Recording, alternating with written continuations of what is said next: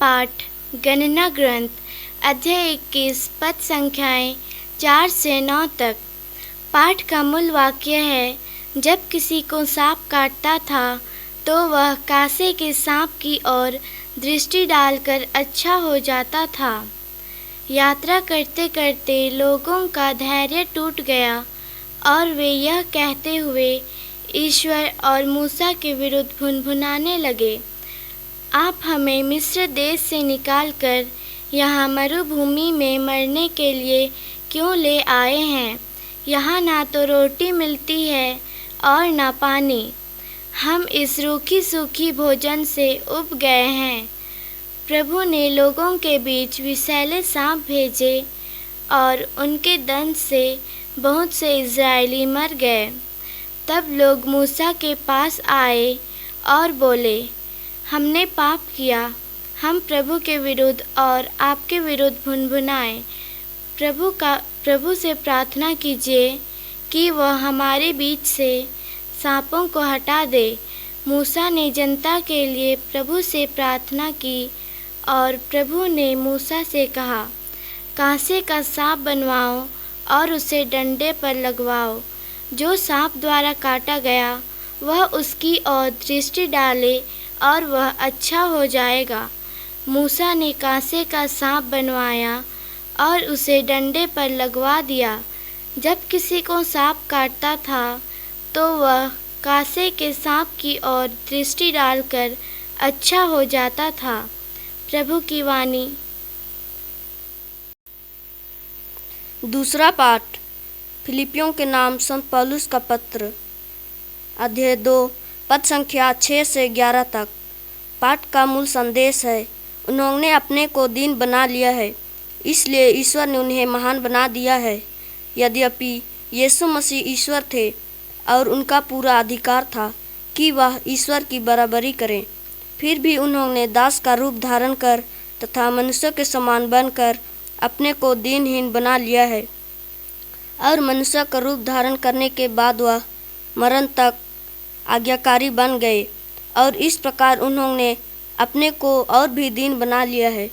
इसलिए ईश्वर ने उन्हें महान बना दिया है और उनको वह नाम प्रदान किया है जो सब नामों में श्रेष्ठ है, जिससे यीशु का नाम सुनकर आकाश, पृथ्वी तथा पाताल के सब निवासी घुटनी टेके और पिता की महिमा के लिए सब लोग यह स्वीकार करें कि यीशु मसीह प्रभु ही है। प्रभु की वाणी। संत योहन के अनुसार पवित्र सुसमाचार। यीशु ने निकोदेमुस से कहा, मानव पुत्र स्वर्ग से उतरा है, उसके सिवाय कोई भी स्वर्ग नहीं पहुंचा है। जिस तरह मूसा ने मरुभूमि में सांप को ऊपर उठाया था, उसी तरह मानव पुत्र को भी ऊपर उठाया जाना है, जिससे जो कोई उसमें विश्वास करे वह अनंत जीवन प्राप्त करे। ईश्वर ने संसार को इतना प्यार किया कि उसने उसके लिए अपने इकलौते पुत्र को अर्पित कर दिया, जिससे जो कोई उसमें विश्वास करे उसका सर्वनाश ना हो, बल्कि वह अनंत जीवन प्राप्त करे। ईश्वर ने अपने पुत्र को इसलिए संसार में नहीं भेजा कि वह संसार को दोषी ठहराए। उसने उससे इसलिए भेजा कि संसार उसके द्वारा मुक्ति प्राप्त करे। प्रभु का सुसमाचार। प्रिय भाइयों और बहनों, कभी आपने गौर किया है कि जिंदगी में जो चीजें हमें सबसे ज्यादा दर्द देती है, वही अगर हम सही दृष्टिकोण से देखें तो अक्सर उसी में सबसे गहरी शिक्षा छिपी होती है। जैसा कि वैक्सीन थोड़ी सी चुभन देती है लेकिन पूरी बीमारी से बचाती है। आज के पर्व क्रूस के महोत्सव पर हम यही अर्थ समझते हैं कि क्रूस जो कभी लाज और सजा का प्रतीक था, वही आज हमारे लिए उद्धार और जीवन का चिन्ह बन गया है। आज हम ऐसे पर्व को मनाते हैं जो हमारे विश्वास का हृदय है, पवित्र क्रूस की महिमा का पर्व, जिससे हम क्रूस वीर दिवस के रूप में स्मरण भी करते हैं। कल्पना कीजिए, एक साधारण लकड़ी का क्रूस जो दुनिया के लिए मूर्खता का प्रतीक था, आज हमारे उद्धार का चिन्ह बन गया है। यह क्रूस जिस पर हमारे प्रभु यीशु ने अपने प्रेम और बलिदान की कहानी लिखी, आज हमें बुलाता है कि हम अपने जीवन में प्रेम, दया और बलिदान की राह पर चलें। यह पर्व हमें याद दिलाता है कि क्रूस केवल पीड़ा का प्रतीक नहीं, बल्कि प्रेम की विजय और आशा का स्रोत है। जरा हम आज के पाठों के सार पर ध्यान दें। पहला पाठ गन्ना ग्रंथ से लिया गया है, जिसमें इस्राएल के लोग मरुभूमि में भटकते हुए निराश हो गए और परमेश्वर के खिलाफ शिकायत करने लगे।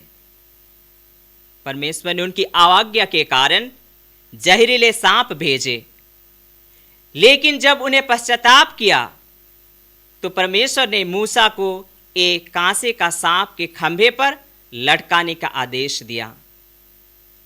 जो कोई उस सांप की ओर देखता वह जीवित रहता। यह क्रूस का प्रतीक है हमारी पापमय स्थिति। जब हम यीशु के क्रूस की ओर देखते हैं, हमें जीवन और उद्धार प्राप्त होता है। दूसरा पाठ फिलिपियों के नाम संत पौलुस के पत्र से लिया गया है। संत पौलुस हमें यीशु के नम्र बलिदान की याद दिलाते हैं। यीशु जो ईश्वर के समान थे, स्वयं को दास के रूप में नीचा किया और क्रूस पर मृत्यु तक आज्ञाकारी रहे। इसलिए परमेश्वर ने उन्हें सर्वोच्च स्थान प्रदान किया। यह पाठ हमें सिखाता है कि सच्ची महानता नम्रता और बलिदान में है। सुसमाचार पाठ संत योहन रचित सुसमाचार से लिया गया है, जिसमें यीशु स्वयं कहते हैं, जैसे मूसा ने मरुभूमि में सांप को उठाया, वैसे ही मानव पुत्र को ऊंचा किया जाना आवश्यक है, ताकि जो कोई उस पर विश्वास करे वह अनंत जीवन प्राप्त करे।